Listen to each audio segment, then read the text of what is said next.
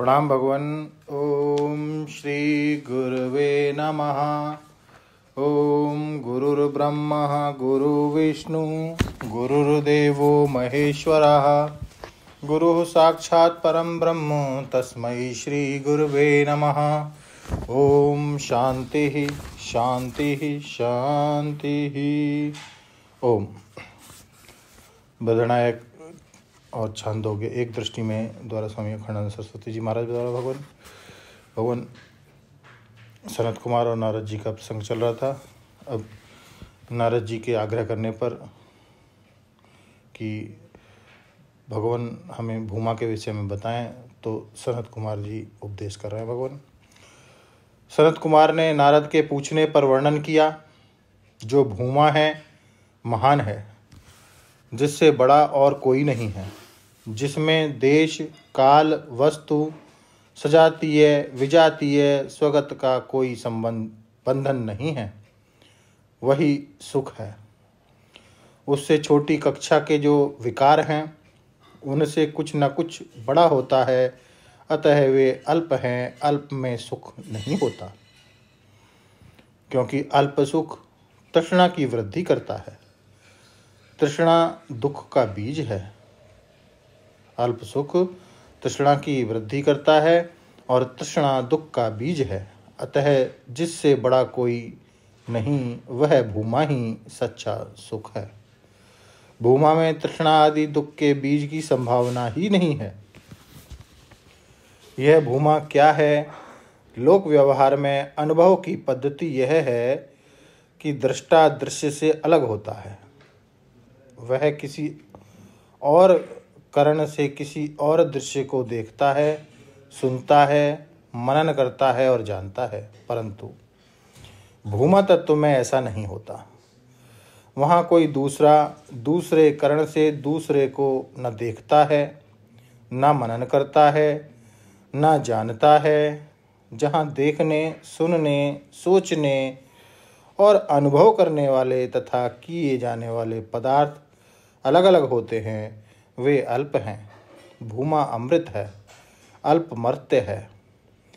यदि उसकी प्रतिष्ठा ढूंढो तो अपनी ही महिमा में है, अथवा उसको प्रतिष्ठित होने के लिए भी किसी की आवश्यकता नहीं है।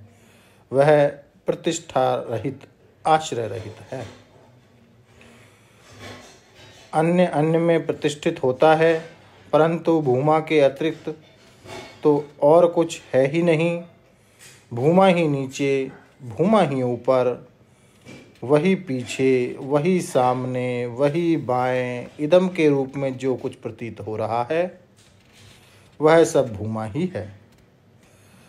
अच्छा, तो वह शब्द से कहा जाने वाला यह भूमा जीव से कुछ भिन्न है नहीं। अतः अहंकार के द्वारा उसका आदेश, निर्देश, उपदेश किया जाता है। मैं ही नीचे, मैं ही ऊपर, मैं ही पीछे, मैं ही आगे, मैं ही दाहिने, मैं ही बाएं, मैं ही यह सब हूँ। ठीक है, परंतु अविवेकी जन इस हस्त पाद आदि मान शरीर को ही मैं कहते हैं।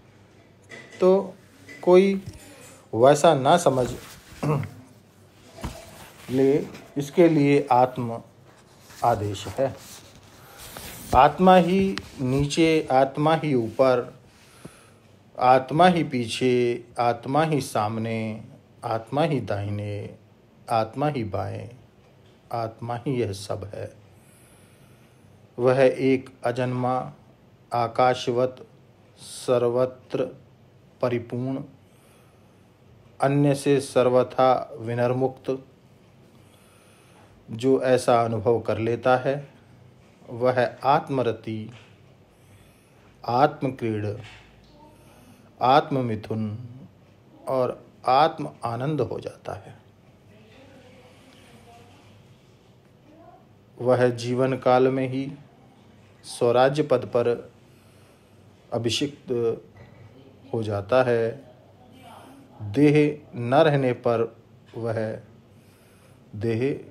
रहने पर स्वराट ही है, जो लोग इस अनुभव से वंचित हैं, वे पराधीन और दुखी हैं। अब इससे आगे का वर्णन भगवान अगले सत्संग में लेते हैं। प्रणाम भगवान। ओम शांति शांति शांति।